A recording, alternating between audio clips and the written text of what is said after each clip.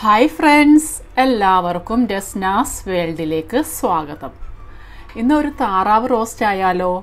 Chicken കഴിച്ച് മടുത്തിട്ടുള്ളവർക്കും താറാവ് roast കഴിക്കാത്തവർക്കും എല്ലാവർക്കും ഒരേപോലെ ഇഷ്ടമാകുന്ന രീതിയിലാണ് കേട്ടോ ഇത് തയ്യാറാക്കുന്നത്.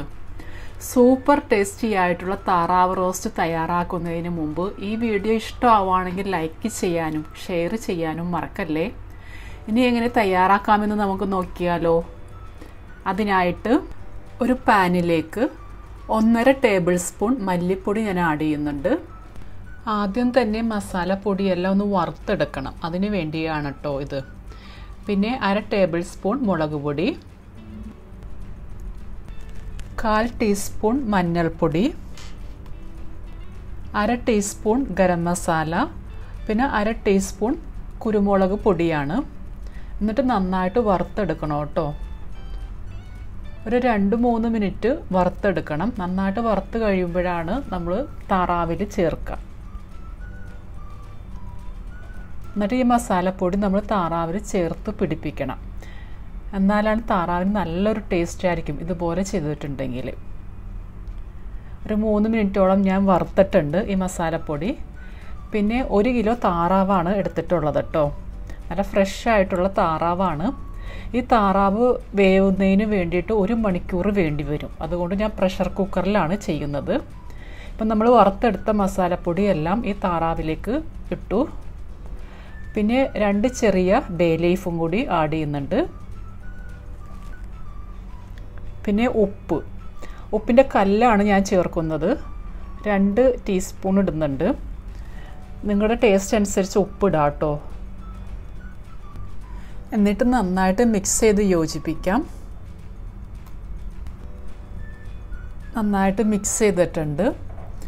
നന്നായിട്ട് മസാലയെല്ലാം താറാവിൽ പിടിച്ചിട്ടുണ്ട്. ഇതൊരു 1/2 മണിക്കൂർ നേരം റെസ്റ്റ് ചെയ്യാൻ വേണ്ടി വെക്കണം. എന്നിട്ട് പ്രഷർ കുക്കറിൽ മീഡിയം ഫ്ലെയിമിൽ 3 വിസിൽ വരുന്നവരെ കുക്ക് ചെയ്യണം. സാധാരണ കടായിൽ വേവിക്കുവാണെങ്കിൽ 3/4 മണിക്കൂർ തൊട്ട് 1 മണിക്കൂർ വരെ ഇത് കുക്ക് ചെയ്യാൻ വേണ്ടി ടൈം വേണ്ടി വരും. അപ്പോൾ കുക്കറിൽ നമ്മൾ ചെയ്യുവാണെങ്കിൽ 3 വിസിലാവുമ്പോൾ തന്നെ കുക്കായി കിട്ടും.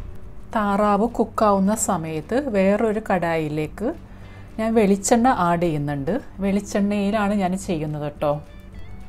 ഇതിലേക്ക് 1.5 ടേബിൾ സ്പൂൺ ജിഞ്ചർ പേസ്റ്റും 1.5 ടേബിൾ സ്പൂൺ ഗാർലിക് പേസ്റ്റും ആഡ് ചെയ്യുന്നുണ്ട്. അതൊരു 2 മിനിറ്റ് നേരം ഒന്ന് ഫ്രൈ ചെയ്തെടുക്കണം. ഇഞ്ചിയും വെളുത്തുള്ളിൻ്റെയും പേസ്റ്റ് ഒന്ന് വഴറ്റിയെടുക്കാം. മീഡിയം ഫ്ലെയിമിൽ വെച്ചിട്ട് വേണം ചെയ്യാൻ കേട്ടോ.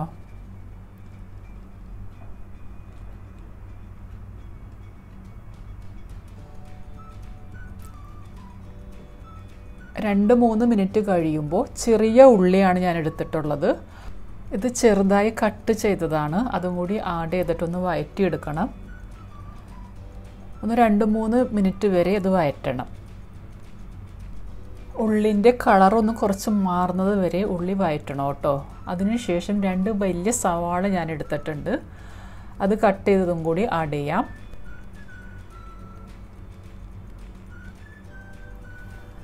എന്നിട്ട് ഇതും കൂടി നന്നായിട്ട് വഴറ്റണം.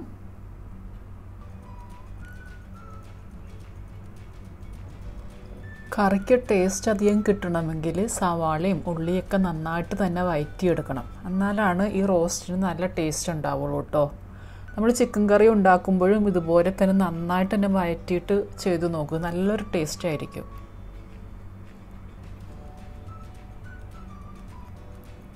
നന്നായിട്ട് തന്നെ വഴറ്റിയെടുക്കണം. വെളിച്ചെണ്ണയിൽ ചെയ്യുവാണെങ്കിൽ നല്ല ടേസ്റ്റ് ആയിരിക്കും കേട്ടോ.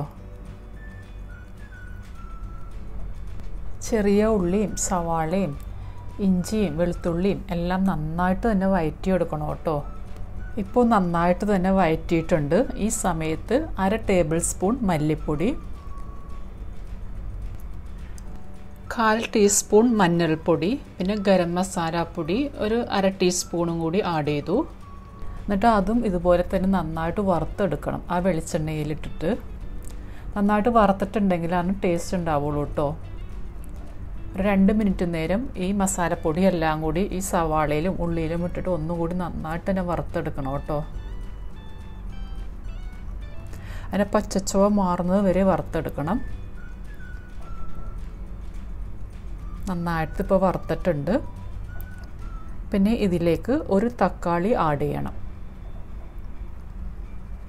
നന്നായിട്ട് വഴറ്റിയതിന് ശേഷം മാത്രമേ ഇടാവുള്ളൂ കേട്ടോ തക്കാളി.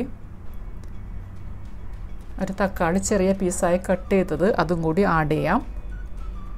പിന്നെ കറിവേപ്പില ഇടുന്നുണ്ട്. നമ്മുടെ ആവശ്യമനുസരിച്ച് കറിവേപ്പില ഇടാം കേട്ടോ.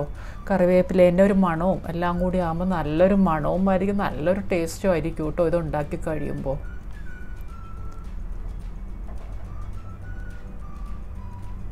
എന്നിട്ടെല്ലാം കൂടി ഒന്നുകൂടി നന്നായിട്ട് തന്നെ മിക്സ് ചെയ്ത് കൊടുക്കാം. പിന്നെ ആവശ്യത്തിന് ഉപ്പ്. നമ്മൾ താറാവിൽ ഓൾറെഡി ഉപ്പിട്ടതാണ്. ഈ മസാലയ്ക്ക് വേണ്ടിയുള്ളത് മാത്രം ഉപ്പിട്ടാൽ മതി കേട്ടോ, അധികം ഉപ്പിടരുത്.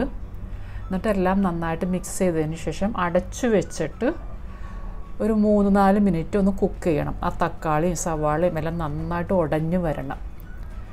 ഇങ്ങനെ ഉടഞ്ഞു വരുന്നതനുസരിച്ചാണ് കറിക്ക് ടേസ്റ്റ് ഉണ്ടാവുക. ഒരു 4 മിനിറ്റ് ഞാൻ കുക്ക് ചെയ്തു ഈ സവാള എല്ലാം കൂടി. എന്നിട്ട് ഇതാ കണ്ട നന്നായിട്ട് തന്നെ ഉടഞ്ഞു വന്നിട്ടുണ്ട്. എന്നിട്ട് നന്നായിട്ട് ഒന്നുകൂടി മിക്സ് ചെയ്ത് കൊടുക്കാം.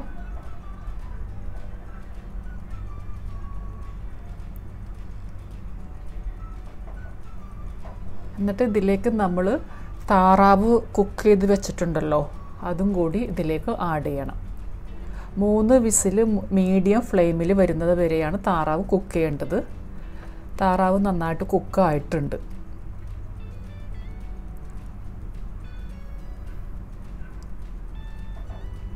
അതും കൂടി ആഡ് ചെയ്തു.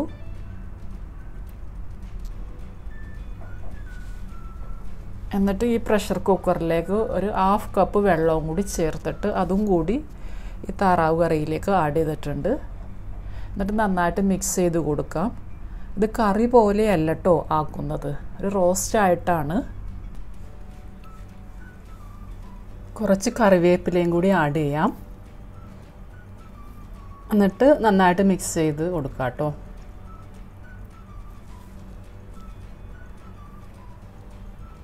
എന്നിട്ട് ഇത് അടച്ച് വെച്ചിട്ട് ഒരു 5 മിനിറ്റ് നേരം ലോ ഫ്ലെയിമിലൊന്ന് കുക്ക് ചെയ്തെടുക്കണം. 5 മിനിറ്റ് കഴിഞ്ഞിട്ടുണ്ട്. ഇനി ഇതിലേക്ക് 1/2 ടീസ്പൂൺ പെരിഞ്ജീരകത്തിൻ്റെ പൊടിയും 1/2 ടീസ്പൂൺ കുരുമുളകിൻ്റെ പൊടിയും ചേർക്കുന്നുണ്ട്. എന്നിട്ട് നന്നായിട്ടൊന്ന് മിക്സ് ചെയ്ത് കൊടുക്കാം. ഇതിൽ മുളക് പൊടി അധികം ചേർക്കുന്നില്ല കേട്ടോ, കുരുമുളക് പൊടിയാണ് ചേർക്കുന്നത്. നന്നായിട്ട് മിക്സ് ചെയ്ത് ഒന്നും കൂടി അങ്ങ് തിളപ്പിച്ചെടുക്കാം. ഇപ്പം നന്നായിട്ട് കുറുകി വന്നിട്ടുണ്ട്. നമുക്ക് ഇതുപോലെ തന്നെ ഉപയോഗിക്കാം. താറാവ് റോസ്റ്റാണല്ലോ, ഇതേപോലെ തിക്കായിട്ടുള്ള രീതിയിൽ ഇങ്ങനെ ഉപയോഗിക്കാം. കറിയായിട്ട് വേണമെങ്കിൽ തേങ്ങാപ്പാൽ നല്ല കട്ടിയിലെടുത്തിട്ട് ഒന്ന് ചൂടാക്കിയിട്ട് ഉപയോഗിക്കാം. അപ്പോൾ കുറച്ച് കറിയായിട്ടും ഉണ്ടാവും. ഇനി ഇതിലേക്ക് കുറച്ച് മല്ലിയിലയും കറിവേപ്പിലയും ഇടുന്നുണ്ട്. നല്ല ടേസ്റ്റി ആയിട്ടുള്ള താറാവ് റോസ്റ്റ് റെഡി ആയിട്ടുണ്ട് കേട്ടോ. ഇത് ഗീ റൈസിൻ്റെ കൂടെയും സാദാ ചോറിൻ്റെ കൂടെയും പത്തിരിൻ്റെ കൂടെ നല്ലൊരു കോമ്പിനേഷനാണ്. എല്ലാവരും ഒന്ന് ട്രൈ ചെയ്ത് നോക്കണേ. ഈ വീഡിയോ ഇഷ്ടമാവുകയാണെങ്കിൽ ലൈക്ക് ചെയ്യാനും ഷെയർ ചെയ്യാനും മറക്കല്ലേ. Thank you for watching.